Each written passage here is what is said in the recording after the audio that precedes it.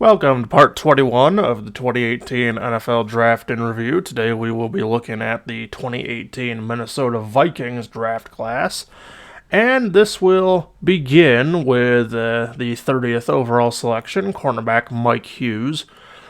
Hughes has never really been a supreme player or anything, so he has moved around quite a bit. I believe he's now playing for the Detroit Lions, where he's doing a little more, I would say, in terms of the tackling game. He could still become a reasonable defensive piece for them to have.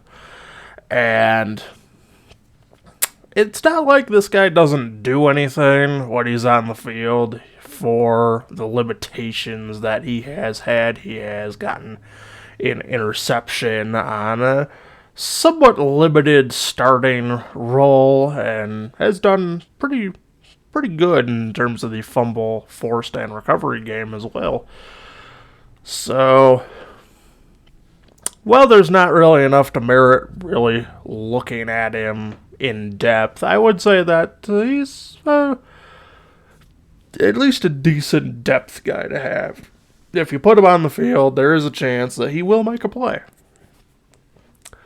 And for a team like Detroit, that is something you need, because the secondary in Detroit has been kind of hit and miss the last couple of seasons. So, overall, not a bad selection, but I don't think he's quite come close to justifying the first rounder that was originally given for him. So next we have the 62nd selection, offensive tackle Brian ONeill. I believe ONeill is still with the Vikings after these first 5 years, which is obviously a good thing. And he has been a starter for a very, very good chunk, 75 out of 79 games played. And from what I usually hear about the Vikings offensive line, they are very, very deservedly maligned because they do not give Kirk Cousins very much protection. Delvin Cook, not basically same thing. But the thing here is I rarely hear Brian ONeill directly taking heat on that, because it would appear, at least according to this video, that Brian ONeill is probably one of the better players of this offensive line. So here we go. Now, let's begin. The first play we are going to break down is a 2-yard run by Dalvin Cook, and what I want to show is a good veteran move by Brian here to take Khalil Mack out of the play. Khalil is a beast by every definition, as there were certainly some reps where he beat Brian to say the least, but conversely there were some reps where Brian beat Khalil, and this is one of them by playing a game within the game. So when we watch this play, Brian will initially push Khalil, and once he does, he grabs the inside shoulder part of his jersey and makes it so Khalil can't go anywhere. Now, Mack is a veteran and knows the tricks of the trade and realizes what's going on, which is why at the end of the play, he is indeed motioning towards the refs for a holding call. This is a very common thing done by tackles, as it is obviously easy to block players like Khalil, Myles Garrett, and the Aaron Donalds of the world. So Brian initially gets a really good push on Khalil, then takes him out of the play, and towards the end is the iron grip on the shoulder sleeve. What I do want to make clear is Brian did not hold the entire time, and this is the only way possible he can block Khalil, because it is not. Brian is a very good offensive tackle, and and I say this in parentheses, but hold on his jersey really takes place is when Khalil whips his head violently back towards where the ball is. This little trick of the trade, or get away with what you can, is something a veteran like Brian and someone like David Bakhtiari of the Packers sometimes do to win reps. And the narrative of the Packers holding on every single play is because of little jersey tugs like this, and this is a way savvy veteran offensive tackles routinely win reps against players like the Khalil Macks of the world. Now, to be clear, this is not the only way to beat them, but this is what happened on this specific play. Now, the next play we are going to show is a solid rep for Brian against three-time Defensive Player of the Year award winner J.J. Watt. Now, J.J. ends up making the tackle on a hustle play, but what I do want to say is Brian essentially takes him out of the play before, yes, Kirk Cousins scrambles and brings J.J. back in. Now, there's a lot to break down on this play outside of just Brian versus J.J., but what really went wrong for the Vikings was Irv Smith blocking Whitney Mercilus one-on-one on the right side. Now, I'm not slandering Irv here because that's what I usually mean. It's that you can already kind of see the narrative here that Brian ONeill is largely capable of doing his job, but it's other blockers on plays like this. That is a tight end Irv Smith, not an offensive lineman, but point still stands, that they just don't do enough in protecting Kirk Cousins, and it results in a play like this. Because he was put at a disposition to begin with, as Whitney Mercilus on Irv Smith honestly went about as well as you would expect, but Brian himself did a phenomenal job in a one-on-one situation against JJ. And just because the sack numbers for Watt aren't necessarily there anymore the way they used to be, what I want to say is teams still do respect him highly, and he routinely gets double teamed. So to be clear, there aren't a whole lot of JJ versus Brian reps exclusively from this game, but this was one of them, and Brian did a very good job here against JJ Watt. Basketball is back. Watch the action live with YouTube TV. Lads. Try it free. Behold, Olden Spice, the sacred source of eternal swagger. And the next play we are going to break down is Brian against Derek Brown of the Panthers. Now, Derek was drafted 8th overall to be a defensive tackle, but they lined him up everywhere. And what you'll see here is Brian's going to throw a punch with his left, and what's going to be critical about this, or key for him, is he doesn't lose his center of gravity. And I don't want to dumb down the offensive line position, but really a big thing about being a good offensive lineman is being strong while being able to throw punches. And, anyone can throw a punch and have their whole body kind of just, go anywhere, right? But the thing is keeping that center of gravity, staying balanced, and having someone that's 300 pounds run at you and being able to stay level, right? And that's what Brian does here. He throws a punch with his left hand and hits Derek on the outside shoulder pad, and it hits Derek pretty good. He stumbles back, and you can see him stumble back because of the sheer force from the punch from Brian's left hand here. And it was a very good rep for Brian. Eventually the right guard came over, but that had little impact on the play, as at that point Kirk was throwing the ball to Dalvin out in the flat. So pretty much, I would say that Brian ONeill's arguably the one player on this Vikings offensive line that you don't absolutely have to replace. He's not a bad tackle, but the Vikings do need more in that regard, not just for Kirk Cousins, but for Dalvin Cook too. Every season it seems to happen, Dalvin Cook gets hurt because he's just getting slammed up the middle or overused to try and compensate for the flaws, but he himself is directly having to deal with those flaws. Look at Saquon Barkley, look at Christian McCaffrey. Before the Giants started to get decent blocking in place, Saquon Barkley was getting hurt so much he was starting to be talked of as a potential bust. Christian McCaffrey was being so overworked and not well protected that he was also becoming a injury-prone player. Now the 49ers offensive line, we saw this past year, Christian McCaffrey damn near going back to form. So Brian ONeill's a good piece to have for the Vikings offensive line, but the other four spots I say could probably use some work. Vikings, definitely probably one of the most glaring holes in the team aside from the defense. So for the next selection comes defensive end Jalen Holmes, and he never really did all that much. So no video on him, so we'll just go over to the stats a little bit. And the stats really speak for themselves. He hasn't really justified being a starter in the league. At this point, it's pretty much just not really even being put in games. And you can see why. He doesn't really get his hands up to deflect passes, and that's not really a defensive end's job, but the good ones do it. He's not a pass rushing threat. He's not really a run stopping threat. he's just your average, maybe even below average backup defensive end. And I wouldn't say that I expected him to fail, but I did expect him to struggle to crack the starting lineup because when he was drafted, Minnesota had more going on at its defensive end positions. So, overall, yeah, this is about what you expect from a player like this. Next up, we have 5th round tight end Tyler Conklin, and Conklin is one of those players that if the Vikings had actually kept this guy around and used him properly, he might have actually been a significant weapon for this team to use.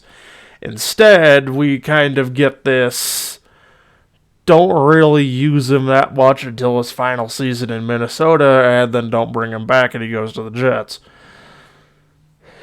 And with the Jets likely about to acquire Aaron Rodgers, this could be Conklin's chance to really take another step and maybe break out into maybe being one of the top 10 tight ends.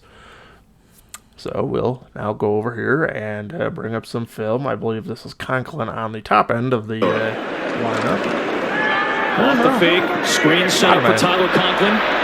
Good blocking in front for Conklin, and he takes it out near the 45 into the body of Taylor Rapp. Drive. Cousins over the middle, Conklin. First down and goal for Minnesota. Done tonight. 1st and 20 now. Pass is caught by Conklin. Fresh set of downs for Minnesota after the run I by do like Madison. those gold stripe uniforms that Minnesota Goes got. to the check down. This is the tight end, Tyler Conklin. The 5, motion from Osborne. Cousins over the middle. Oh, a dart into the end zone. Tyler Conklin. It just lodged in his arms for the touchdown. Man, just like you're in the airport. 4th and goal. Cousins under pressure, throws for the back of the end zone. It's caught. Very good catch there. It hung in the air for what seemed like forever, and Tyler Conklin ran under it for 6. 3rd down short 2. Cousins in the pocket. Deep down the sideline, reaching up, making the grab. Very solid play on that one. Phenomenal. Cook over 100 yards on the ground. Cousins throws. Wide open, taking it across midfield is Tyler Conklin. Finally knocked out of bounds. Pam's 6-year career. Now Cousins throws. Wide open, it's Conklin, the tight end. So a couple of... So what I notice here is that he doesn't seem to be quite as fast as some other tight ends. Definitely doesn't seem to be quite as strong as some other tight ends.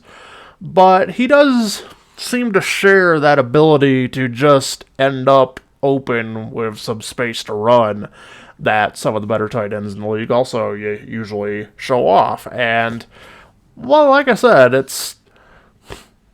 the Jets could so easily start running a 2 tight end set. They've got CJ Uzoma and Conklin. That should, in any decently run offense, that should be the sort of pair that really could feast on a defense. But as we see with the Jets, they're not really employing it that way, so you kind of see why I'm not too concerned about them potentially getting Aaron Rodgers. And a new quarterback that is 39 years old, a team cancer, and going into the twilight of his career is not something that I am going to overhype and fear. I am not that sort of guy that I don't buy hype like that. If you want me to buy hype, show me something. So, for the next selection, also in the 5th round, the Vikings took a kicker, Daniel Carlson, and I would say that this is a pretty classic example of the Vikings fucking up, because Daniel Carlson probably would have solved the Vikings' issues with clutch field goals.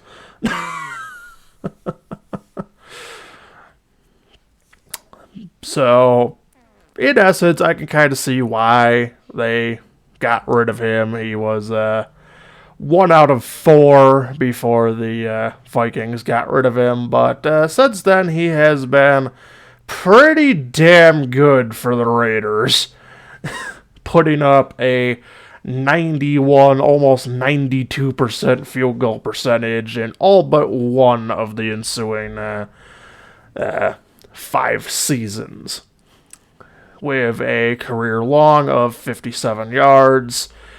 Pretty much single-handedly put the Raiders in the playoffs one of those seasons. It's just really absurd to me that the Vikings got rid of this guy. Sometimes you just have to let a kicker get comfortable. There does come a point when you can't accept the missing anymore, but there really is, I think, there just does come a certain point when maybe get an extra 5 yards and he'll actually start connecting a lot better. Or get 10 yards less, because as we can see from 50 yards, the man's pretty damn good. It's just that inside of 50 and behind 40 that he seems to have some struggles. But we'll go over here and watch him end the Browns not once but twice. On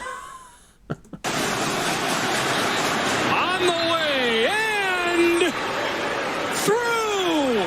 The Raiders win it.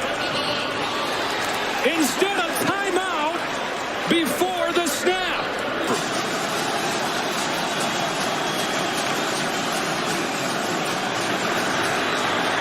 This one counts, and the Raiders have won it. Las Vegas. And like I said, I'm pretty sure this was during that season where Daniel Carlson was basically single-handedly keeping the Raiders in the playoffs. And I think they did make it that year, so. Like I said, Vikings, you kind of fucked this one up.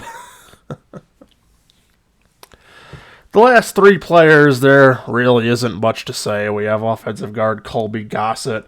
He's kind of just moved around the NFL. A lot of practice squad stays. The Vikings, and then let him off the practice squad near to the Patriots. He played a little for the Cardinals and the Falcons, but that's really been the only real thing to say for this guy. He just hasn't established himself as anything really more than a backup player. So next we have defensive tackle Ade Aruna, and he's pretty much washed out of the NFL already. He spent the last 3 seasons in Canada with the BC Lions. And it doesn't really say anything statistically for him, so I assume he's not playing, but I could be wrong about that, especially considering it doesn't label him with the little practice squad asterisk, so maybe he's played, maybe he's a bench warmer. Hard to say, but it seems to be where he's staying for the moment. And the last pick they had is linebacker Devontae Downs, who's got 37 tackles to his name, has largely been off of the whole, he's kind of avoided the practice squad a little bit, but he's spent a good chunk of his career down there. And as far as I can tell, he's been out of football since 2020, so. So overall, I originally called this class a B, and I would say I would probably bring it down to a B-, C+, somewhere in there, because pretty much none of these players are still here. Mike Hughes is gone, Jalen Hughes is gone, Colby Gossett's gone, Ade Aruna's gone, Devontae Adams isn't even playing anymore. That really leaves ONeill, Conklin, Carlson. Carlson aren't Vikings anymore, so like I said, I'd bring this down to about a B-, C+. They probably could have used the 5th round picks at the end of the day. So subscribe to the channel, like the video, hit the notification bell, follow me on Twitter, and I will be seeing you tomorrow for the 2018 Detroit Lions draft class. So I will see you then.